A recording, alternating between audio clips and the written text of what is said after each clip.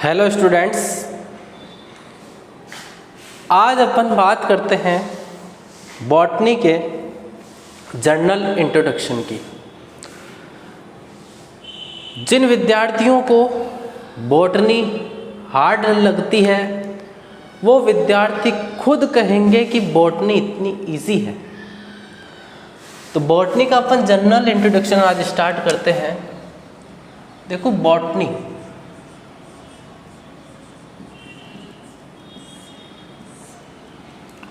वनस्पति विज्ञान। इससे पहले अपने को कुछ टर्म्स समझना अनिवार्य है। जैसे आता है सबसे पहले साइंस। What is science? विज्ञान क्या है और विज्ञान किसे कहते हैं। शुरू से पढ़ता है कि प्रकृति के क्रमबद्ध अध्ययन से प्राप्त सुव्यवस्थित ज्ञान को क्या कहते हैं? विज्ञान। कक्षा 3 से पढ़ते आ रहे हैं और 12th हो गई, ग्रेजुएशन हो गई, सारी कंप्लीट। अभी तक भी सभी यही बताते हैं। अब अपन ग्रेजुएशन लेवल में आ गए तो थोड़ा सा चेंजेस है कि प्रकृति के क्रमबद्ध अध्ययनों से प्राप्त ऐसा सुव्यवस्थित ज्ञान जो प्रयोगात्मक तथा संश्लेषणात्मक तथ्यों पर आधारित हो। कहने का मतलब है विज्ञान ये बताती है जितनी भी आप जो प्रकृति में देख रहे हो, पूरे ब्रह्मांड में जितनी भी चीज़ें सब विज्ञान पर आधारित है। जो भी आपकी किताबों में जो लिखा हुआ है वो सारा प्रैक्टिकली है। प्रैक्टिकली होना जरूरी है। विज्ञान ये बताती है कोई भी वस्तु हो तो एक प्रैक्टिकली जब होगी तभी उसको अपन सिद्ध कर सकते हैं। तो साइंस क्या है? प्रकृति के क्रमबद्ध अध्ययनों से प्राप्त ऐसा सुव्यवस्थित ज्ञान जो प्रयोगात्मक तथा संश्लेषणात्मक तथ्यों पर आधारित हो। अब आता है साइंस में अपन लेते हैं बायोलॉजी। लेते हैं बायोलॉजी, जीव विज्ञान। क्या होता है? जीव विज्ञान। विज्ञान की वह शाखा जिसके अंतर्गत जंतु, प्राणियों एवं वनस्पतियों का अध्ययन किया जाता है वह क्या कहलाता है? बायोलॉजी, जीव विज्ञान। अब अपन अलग अलग टुकड़ों में इसको बता रहे हैं। प्राणी, मनुष्य, जंतु, इसी प्रकार से वनस्पतियाँ। अपने को एक शॉर्टकट में इसका आंसर देना है कि बायोलॉजी क्या है? विज्ञान की वह शाखा जिसके अंतर्गत समस्त सजीवों का अध्ययन किया जाता है। बस एक वर्ड आ गया अपने पास, क्या गया? सजीव। इस सजीव में आपका पूरा ब्रह्मांड आ गया जिसमें जीव है। जिसमें क्या है? जीव उपस्थित है। तो विज्ञान की वह शाखा जिसमें समस्त सजीवों का अध्ययन किया जाता है वह क्या कहलाता है? बायोलॉजी, जीव विज्ञान। फिर आता है फादर ऑफ बायोलॉजी।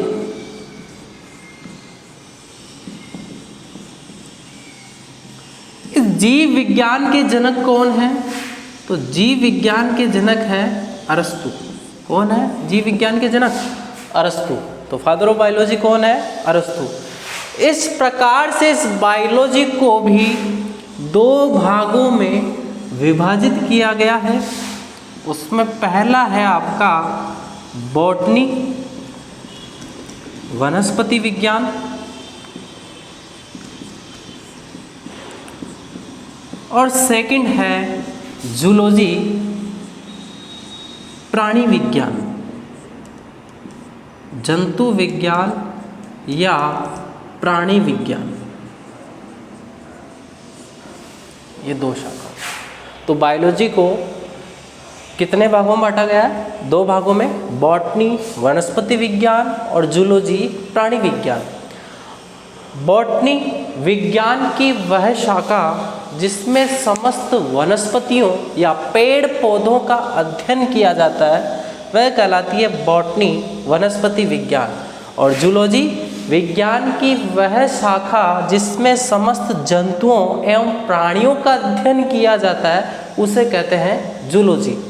जूलॉजी 2 शब्दों से मिलकर बना है, जू और लोगोस। जू का मतलब होता है एनिमल, जंतु। जू का मतलब क्या होता है? एनिमल। इसी प्रकार से अपना जो सब्जेक्ट है, बात करते हैं अपन बॉटनी की। तो सबसे पहले अपने को बॉटनी समझ में आनी चाहिए कि बॉटनी कहते किसे हैं और किसका अध्ययन करते हैं। देखो बहुत सिंपल सा है, आपको एक एक टर्म्स जीरो लेवल से सिखा रहा हूँ, आपको बिल्कुल भी बॉटनी हार्ड नहीं लगेगी और बॉटनी में आपको मजा आएगा। इसलिए बॉटनी क्या है, एक सिंपल सब्जेक्ट है, बॉटनी कोई हार्ड सब्जेक्ट नहीं है। अब आता बॉटनी, देखो प्रकृति में आदिकाल से ही वनस्पतियों का उपयोग करते आ रहे हैं। आदिकाल से लगभग 4 लाख स्पीसीज है पेड़ पौधों की, जिसमें रोटी, कपड़ा, मकान, शुरू से इसका उपयोग कर रहे हैं अपन, क्योंकि वनस्पति के बिना जीवन संभव नहीं है। तो थियोफ्रेस्टस ने 480 प्लांट पौधों की एक सूची तैयार की। वह सूची, उस पुस्तक का नाम है हिस्टोरिया प्लांटेरम। क्या नाम है इसका? Historia plantarum. उन वैज्ञानिक का नाम है थियोफ्रेस्टस। कौन है? थियोफ्रेस्टस। अब बात आती है कि फादर ऑफ बॉटनी और फादर ऑफ इंडियन बॉटनी कौन है।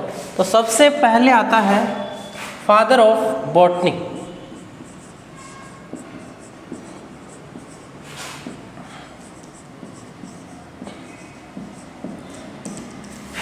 फादर ऑफ बॉटनी है थियोफ्रेस्टस और father of Indian botany, father of Indian botany वो है आपके विलियम रॉक्सबर्ग। कौन है? William Roxburgh.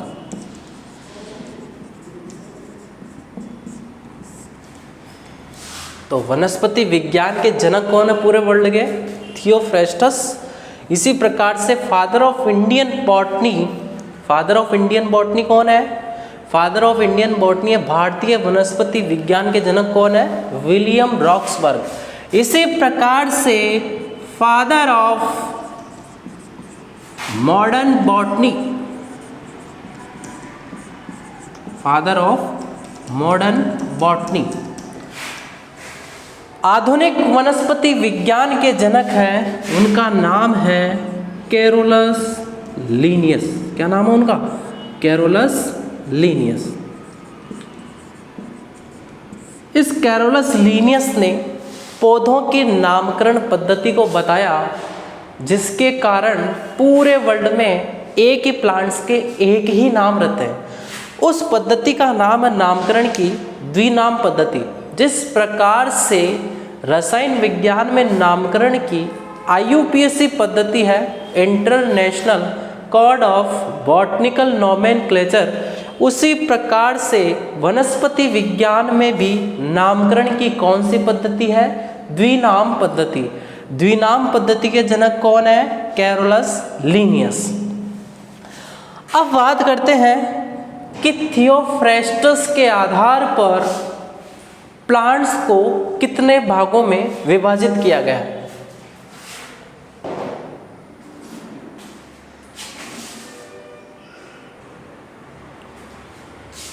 तो थियोफ्रेस्टस के आधार पर प्लांट को 2 भागों में विभाजित किया गया है। कितने भागों में विभाजित किया गया है? 2 भागों में विभाजित किया गया है। क्रिप्टोगैम्स,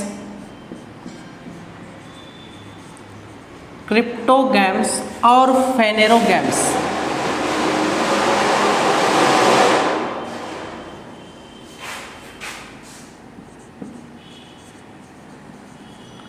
क्रिप्टोगैम्स और फेनेरोगैम्स अपुष्पोद्भिद पादप और पुष्पोद्भिद पादप, पुष्पोद्भिद पादप। तो थियोफ्रेस्टस के आधार पर प्लांट्स को 2 भागों में विभाजित किया गया है। अपुष्पोद्भिद पादप और पुष्पोद्भिद पादप, क्रिप्टोगैम्स और फेनेरोगैम्स। अपुष्पोद्भिद पादप ऐसे पादप जिसमें, नाम से ही है अपुष्पोद्भिद, अपुष्प का मतलब क्या होगा, जिसमें फ्लावरिंग नहीं होती है। ऐसे पादप जिसमें पुष्पन की क्रिया नहीं होती है, और जिसमें फ्लावरिंग नहीं होगी उसमें फ्लावर भी नहीं आएंगे और फ्लावर के साथ साथ फ्रूट भी नहीं आएंगे, तो अपुष्पोद्भिद कहलाते हैं। इसी प्रकार से पुष्पोद्भिद पादप ऐसे पादप जिसमें फ्लावरिंग, पुष्पन की क्रिया होती है, तो उसमें पुष्प के साथ साथ क्या क्या आएंगे, फ्रूट्स भी आएंगे, वह ऐसे पादप क्या कहलाते हैं, पुष्पोद्भिद पादप। इसी प्रकार से क्रिप्टोगैम्स को भी दो भागों में बांटा है, लोअर क्रिप्टोगैम और हायर क्रिप्टोगैम, लोअर क्रिप्टोगैम और हायर क्रिप्टोगैम। लोअर क्रिप्टोगैम में आपके आते हैं एल्गी, फंजाई, लाइकेन, सब थैलोफाइटा में। इसी प्रकार से हायर क्रिप्टोगैम में आता है ब्रायोफाइटा और टेरिडोफाइटा, टेरिडोफाइटा। निम्न पुष्पोद्भिद पादपों में आते हैं एल्गी, फंजाई, लाइकेन। इसी प्रकार से हायर क्रिप्टोगैम उच्च अपुष्पोद्भिद पादपों में आते हैं ब्रायोफाइटा और टेरिडोफाइटा। ये पूरा जो सिलेबस है क्रिप्टोगैम्स वो पढ़ेंगे अपन बीएससी पार्ट फर्स्ट में। क्या आएगी तुम्हारे पूरे क्रिप्टोगैम्स, अपुष्पोद्भिद पादप। इसी प्रकार से थियोफ्रेस्टस ने पुष्पोद्भिद पादपों को भी दो भागों में विभाजित किया, वो है जिम्नोस्पर्म, जिम्नोस्पर्म और एंजियोस्पर्म, एंजियोस्पर्म। अनावर्त बीजी और आवर्त बीजी, आवर्त बीजी। तो एंजियोस्पर्म को कितने भागों में है, फेनेरोगैम्स को कितने भागों में बांटा है, दो भागों में, जिम्नोस्पर्म और एंजियोस्पर्म। जिम्नोस्पर्म प्लांट्स आपके, ये पूरा सिलेबस आपके आएगा बीएससी पार्ट सेकंड में। जिम्नोस्पर्म जैसे साइकस, पाइनस, एफिड्रा, नीटम, गिंगो, इस प्रकार से जितने भी प्लांट्स हैं वो है आपके जिम्नोस्पर्म। एंजियोस्पर्म में जितने भी आप जो फ्लावरिंग प्लांट्स देखते हैं जिनमें फ्रूट फ्लावरिंग की क्रिया होती है, इनमें भी फ्लावरिंग होता है।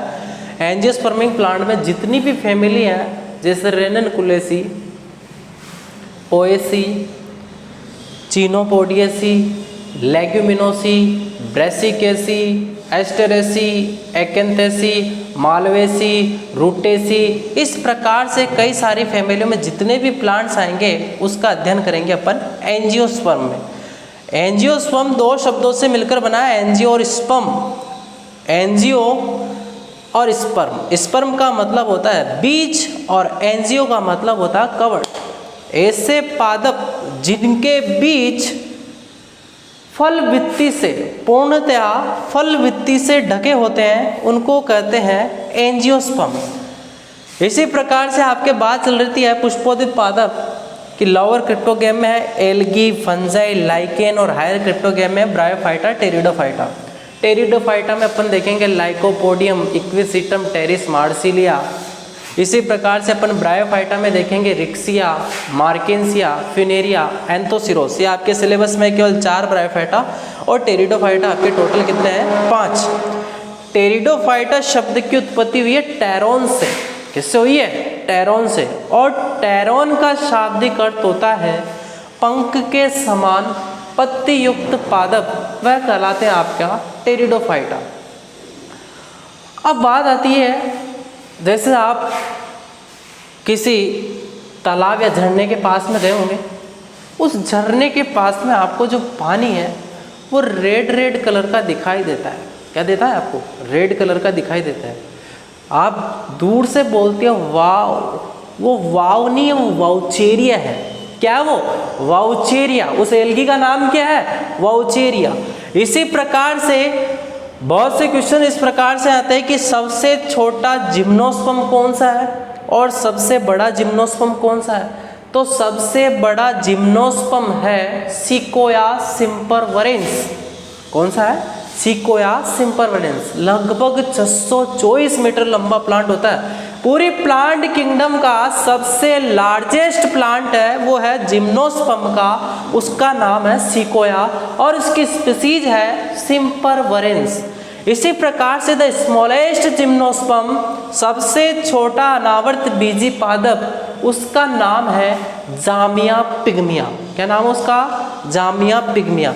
इसी प्रकार से angiosperm, the largest angiospermic plant, सबसे बड़ा आवर्त बीजी पादप का नाम है यूकेलिप्टस। कौन सा लिप्टस? यूकेलिप्टस। कौन सा लिप्टस? यूकेलिप्टस। लगभग 114 मीटर लंबा होता है। इसी प्रकार से द स्मॉलेस्ट एंजियोस्पर्म, सबसे छोटा आवर्त बीजी पादप का नाम है, जो पूरे प्लांट किंगडम में सबसे छोटा फ्लोर भी उसी का ही होता है, उसका नाम है वुल्फिया। क्या नाम है उसका? वुल्फिया। पूरे प्लांट किंगडम में स्मॉलेस्ट फ्लावर, सबसे छोटा फ्लावर भी किसका होता है? वुल्फिया का। और सबसे छोटा आवर्त बीजी पादप का नाम भी क्या है? वुल्फिया। तो ये बताया था थियोफ्रेस्टस ने प्लांट्स को कि 2 भागों में विभाजित किया। अब कुछ और बात करते हैं अपन बॉटनी में जेनेटिक्स की, कि जेनेटिक्स क्या है। अब कुछ टर्म्स आपको बताता हूं मैं कि कौन कौन सी टर्म्स आपके कहाँ काम आती है।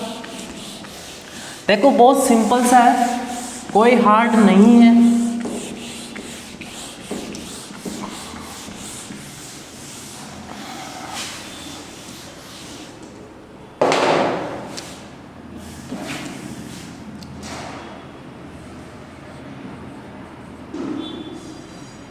जेनेटिक्स, आनुवंशिकी।